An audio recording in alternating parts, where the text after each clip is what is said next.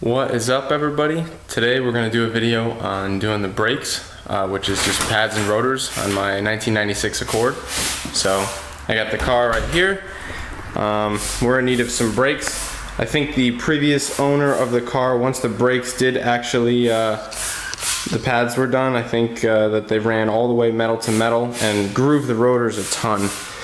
You may or may not be able to see in there, but the rotors are very grooved. You know, you can feel it with your fingers and everything. So I'm gonna put new pads and new rotors that I got. They're a little bit of an upgraded brake. I have them right over here. These are the pads and these are the rotors, but these particular brakes are, you have to actually take the hub off in order to get the rotor out. So it's gonna be a little bit more involved, but we should be able to get it done today. So I've gone ahead and taken the wheel off and I turned it all the way to the right so I can get access back here. But basically you can see there is, try to get you a good angle on it here, that bolt right about here that you're seeing, those are the hub bolts. So in order to actually take this rotor off, you can see the hub is on the outside. So we got to take this axle nut off so we can bust the axle out of the back. And these 4 bolts will come off, and I'll take the caliper off as well, and then I'm going to undo the lower and probably upper ball joints, and then I'm going to swing this entire assembly over to this area so I can get to the back side of it, because we actually have to press the wheel hub out of the knuckle. So you guys will see how I do that. I'm going to use a trick that I learned online from Eric the car guy. That guy's great, got some good tips. But we got, I'm gonna get some new longer bolts for those ones in the back here. I think they're M10 by 1.5 is like the thread pitch and everything. So we're gonna get longer bolts, and you bolt them in once it's turned around, and then we'll use an air hammer to bang the hub out so that we don't have to replace the hub by destroying it with a hammer. But you'll see all that. It'll make a lot more sense as we get into it. But I'm going to start by just taking off this caliper over here and maybe undoing the ball joints. And I still need to get this axle nut. It's a 36 millimeter. I need one around because I'm always going to be taking these axles off and stuff like that. So I'm going to get to taking the caliper off. I went ahead and removed the 4/17s that I needed to. These smaller bolts right here are the ones that go from the bracket into the back of the knuckle assembly. They bolt up right here and down here. And as far as the caliper, which is hung up here by a bungee cord, which is nice because you don't hang it off of this brake line here because it's not good for it. I'll probably take these 2 bolts off to give myself some more slack, but there's 2 17s, and those are these long pins. You want to make note that the top one is the one that has the rubber piece on the end of it, and this kit comes with those new rubber pieces, so we want to keep that the same. Yeah, so as of right now I want to try to clean this up pretty good, and I'm going to try to probably paint the calipers and everything, so paint the brackets as well. But yeah, so the next step that we have is just to get this axle nut off once I get the gun and the upper and lower control, or upper and lower ball joints. I'm going to take these cotter pins off and remove those nuts so I can swing the whole assembly out once I get the axle nut off. So since the last clip, I did a little bit of scrubbing on this caliper since I want to paint it. I don't want it to be all grimy because the paint won't stick. I'm going to paint it on the car. Hopefully I don't get too much overspray everywhere. I don't feel like taking it off and having to deal with bleeding the brakes. But I undid that nut right there for the upper ball joint. Also undid the nut on the bottom. I loosened it up. This one you just want to bang like right here with a hammer. Don't hit the stud, and also don't hit the control arm, and then it'll pop free. It may take a little bit of force, but I'm about to take the axle nut off right now, and I got to turn the compressor on. Just that easy. 36 millimeter nut comes right off, and now we're ready to pop this thing out of the upper and lower ball joints and just swing it over on the tie rod there. And I might support it with a jack underneath the rotor, but then we can worry about getting this rotor off. So I got this kind of set up like I want it. The axle nut came out. I popped it loose from the upper and from the lower ball joint, which is underneath this axle here. Yep. And I left it connected to the tie rod so we don't mess with our alignment or anything like that. Not that you would if you left it the same, but yeah, we're just gonna let it hang on there. And what we got to do is remove those 4 bolts in the center there. Those are 12s. Yeah, they're 12s. And I got these bolts right here, which are also 12s, maybe bigger actually, but the threads should be the same. So we're gonna stick these longer bolts in there, all 4 of them, bottom them out, and then that should, once we hit it with an air hammer, should push that hub right out. And that way we don't have to ruin the wheel bearing inside of there. So that's what we're gonna attempt to do now. So what we got is all these bolts are set in here.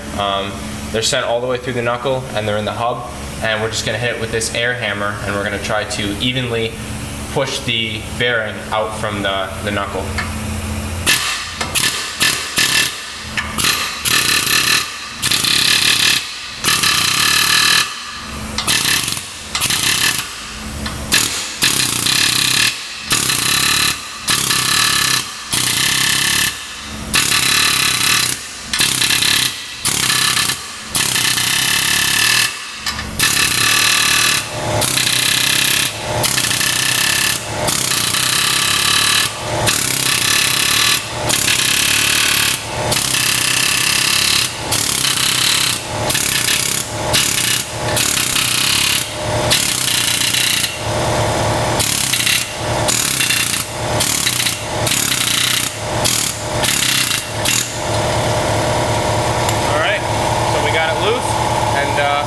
Back those bolts out. After I backed those 4 long bolts out, that trick worked like a champ. Shout out to Eric the car guy, that's awesome. We did not damage our hub at all. And now we've got our rotor assembly attached to the wheel bearing, so I'm just gonna flip this guy over here and I'm gonna take out these 4 bolts here, 1, 2, 3, 4, and that should remove the rotor from the wheel hub, and then we can go ahead and put the new rotor on the old wheel hub and put it back in place and start the reassembly. Still want to paint this caliper here. I already started painting the bracket, but I'll probably mask some of this stuff off under here and give this a nice coat of red paint so it freshens it up a little bit. And then I have to compress the piston and the caliper and I should be able to throw my new brakes in. I went ahead and after I was finished scrubbing, I let it dry and then I hit the caliper with some red caliper paint. Should look pretty good. I also hit the bracket. So yeah, those should look pretty sharp looking through the rims. And now what I'm going to do is clean the surface right here where the wheel hub bolts in, because any kind of particulate on there or rust can cause it to be out of round, and we could get a vibration when braking or something, so, or maybe not when braking even. So we're gonna clean that up and then we're gonna go ahead and throw that in with the new rotor that I've already put together here. Bolted it in from the other side here with those 4 guys there. So we're just about ready to begin the reassembly here. So I jumped a couple more steps ahead. Everything is all painted and I got the bracket put on. I loaded it with the new brackets here, little clips inside of the bracket itself, and then I put the 2 pads in, and then I loaded the bracket on to the rotor and tightened it down, and now I'm going to put this caliper back on the bracket. And I got the 2 slide pins here that I cleaned off, and note that one with the rubber top there, that goes on top, and the other one goes on the bottom. I'm gonna hit them with some white grease. Should give you a nice smooth brake pedal, no grinding or anything in there. So once I put the caliper on, I'll put those 2 bolts through it, tighten those up, and then we are just about ready to put the wheel back on and see how it looks, and then go ahead and do the other side, and then I'll go do the braking procedure and we'll see what kind of stopping power we got. So here's the finished product before the wheel goes on. I'm really stoked. I think it looks great. Nothing like a fresh caliper paint job with some nice new rotors, cross-drilled and slotted too. But yeah, I'm pretty happy with the result. Let's throw a rim on and see how good it looks. So I've got the other side installed. So now the only thing that's left for me to do is go for a little ride and do the break-in procedure. So I'm gonna go ahead and take the car out. I'm gonna go ahead and start the car. And something you always want to make sure that you do is pump your brake pedal before you get going, because you know those pistons in there are a bit away from the brake pads, so they're not going to be having any squeezing power your first few pedal presses.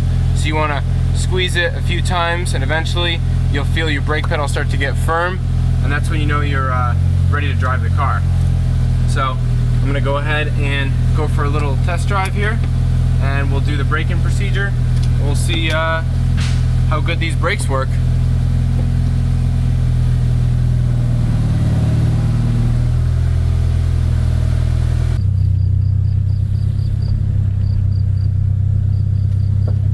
So the braking procedure is supposed to consist of like a bunch of stops where you're going about all the way till like 45 miles an hour, and then you want to stop rapidly and then get going again. So I'm going to try to get us to 40, and I'm going to stop relatively fast, then speed up again quick.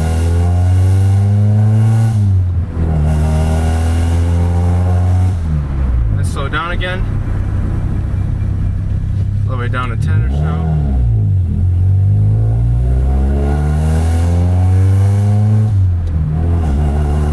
We're gonna get going fast again, a little faster this time. Get a nice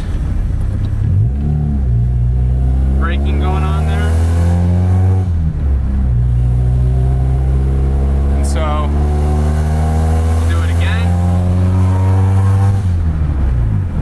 slow down pretty good.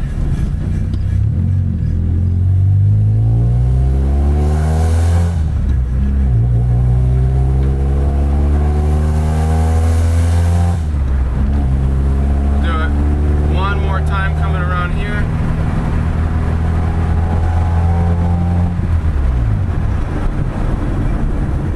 Nice, good stop there. Sounds like we got a little scraping noise. I think we might have the rotor scraping on the backing plate a little bit. We might have to address that.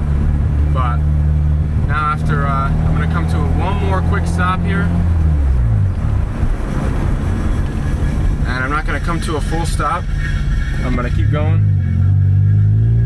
Now we're going to go on our brake cool down run. So I just want the brakes to cool down pretty good.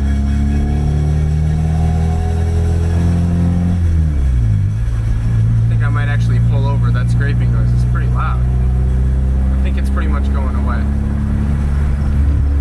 We're gonna have to see what that noise is. But yeah, so now I'm just gonna let my brakes cool down, and that'll be the extent of this braking procedure. We want to try to not stay on the brakes stopped while the brakes are cooling rather. That'll make sure that you don't leave any imprints on the rotors or on the calipers. But yeah, I'm gonna let them cool down. I'll loop it back around to the house, and then I'll cap off this video.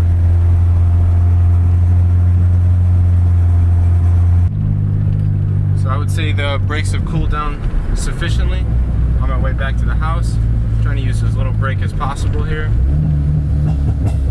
Just gonna pull right into the driveway here, and I'm gonna see if I can bend that backing plate to fix that scraping noise there.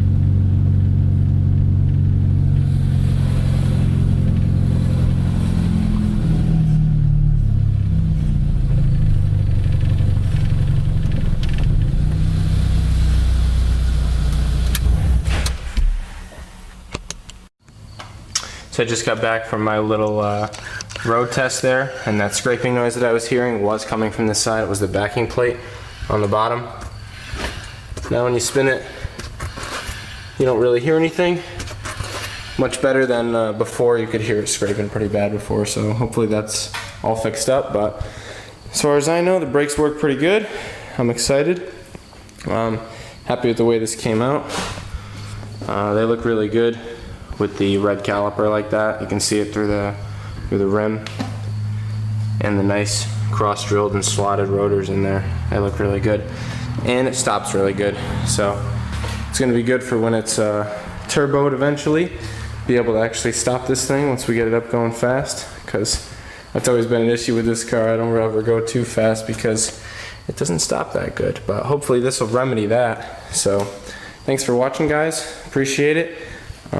Stay tuned for more to come with this car. Probably going to do a head gasket pretty soon, but yeah, always stuff to do with this thing.